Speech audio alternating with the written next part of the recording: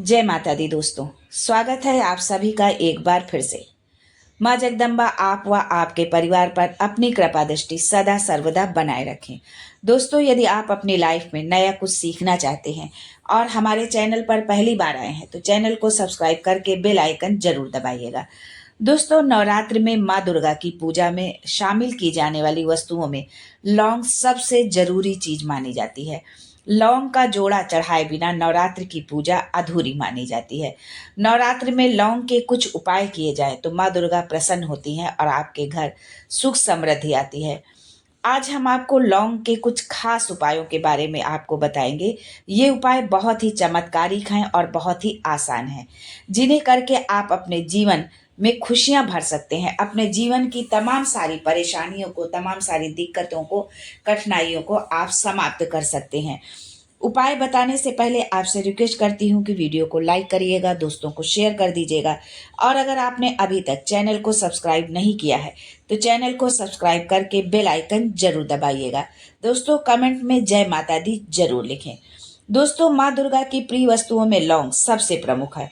नवरात्रि में लौंग के बिना माँ दुर्गा की पूजा का संपूर्ण फल नहीं मिलता है। यदि हम माँ दुर्गा की पूजा नवरात्रि में या वैसे भी हम प्रतिदिन करते हैं जो है, तो माँ दुर्गा को लौंग का जोड़ा जो है जरूर चढ़ाना चाहिए। और लौंग कैसी होनी चाहिए ये भी जानना बहुत जरूरी है। लौंग फूल वाली लौंग हो जो है, टूटी हुई लौंग ना हो कि जिसमें फूल ना हो, साबुत लौंग हो, ऐसी लौंग माँ दुर्गा को और जोड़े सहित एक लौंग कभी भी माता रानी को अर्पित नहीं की जाती है। लौंग हमेशा जोड़े सहित आप माता रानी को अर्पित करें। दोस्तों, यदि आप नवरात्र में लौंग के कुछ उपाय करते हैं तो माँ अतिशीघ्र प्रसन्न होकर आपकी धन समृद्धि में वृद्धि करती है और परिवार में सुख शांति बढ़ती है। दोस्तों, लौंग तो हम चढ़ाते ही हैं, लेकिन लौंग किस तरह से चढ़ाएं और किस कामना के लिए हमको लौंग का उपाय किस तरह से करना है, आज हम इसके बारे में बात करेंगे।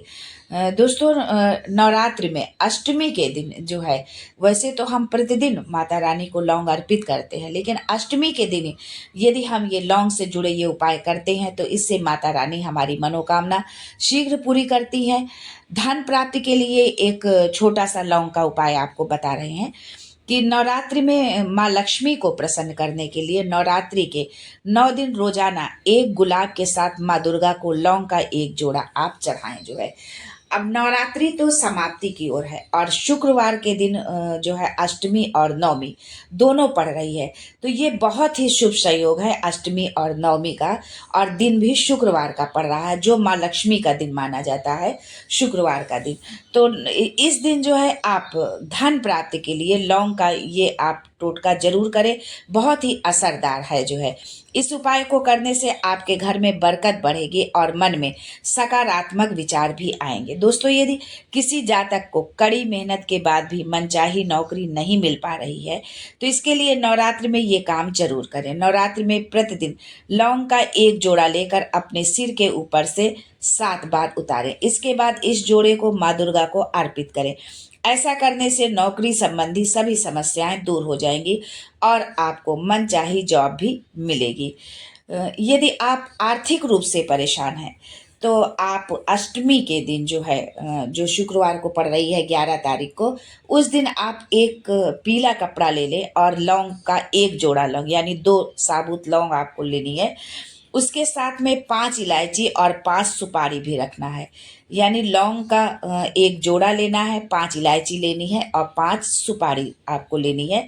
और इसको, इन तीनों चीज़ों को आप माँ को आपको अर्पित कर देना है। अगले दिन सुबह जब स्नान करने के बाद जब ये सामग्री आप जो है कपड़े सहित जो है आप अपनी कपड़े, जो आपने पीले रंग का कपड़ा लिया है उस कपड़े में आप इसको बांध लें और बांधने के बाद इसको आप अपनी तिजोरी में रख दें। जहाँ पर आप अपना धन पैसा रुपया रखते हैं उस स्थान पर आपको रखना है।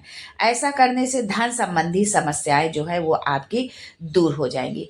यदि आपकी कुंडली में राहु केतु का प्रभाव है तो उससे यदि छुटकारा पाना है तो ये नवरात्रि का समय बहुत ही श्रेष्ठ समय है जो है। नवरात्रि के 9 दिन रोजाना लौंग का एक जोड़ा शिवलिंग पर अर्पित करें जो है।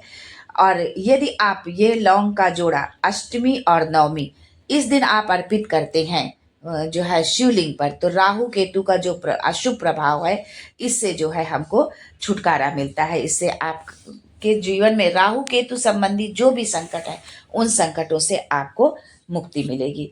दोस्तों, ये छोटे छोटे से उपाय हैं और इन उपायों को यदि हम अष्टमी और नवमी के दिन यानी 11 और 12 तारीख में सुबह 11:15 बजे तक, 12 तारीख को यदि हम इन उपायों को हम करते हैं तो माता रानी हमारी मनोकामना शीघ्र पूरी करेंगी, प्रसन्न होंगी माता रानी और हमारे जीवन में जितने भी आने वाले कष्ट हैं उनको हरेंगी।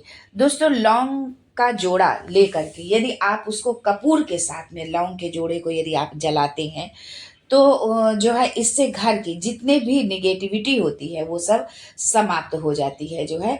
तो अष्टमी और नवमी के दिन जब यदि शाम के समय जब आप आरती करते हैं उस समय जो है कपूर और लौंग से यदि आप आरती करते हैं तो इससे माता रानी बहुत प्रसन्न होती हैं और आपके घर में जितने भी जो है नकारात्मक शक्तियां हैं वो सब समाप्त होगी। और यदि जीवन में किसी भी तरह की निगेटिविटी है तो वो भी सब समाप्त होगी और जीवन में पॉजिटिविटी आएगी, सकारात्मक विचार आपके मन में आएंगे। आज के लिए बस इतना ही दोस्तों, मिलते हैं फिर कुछ नया कुछ अद्भुत लेकर आपके लिए। तब तक के लिए जय माता दी and thanks for watching my video.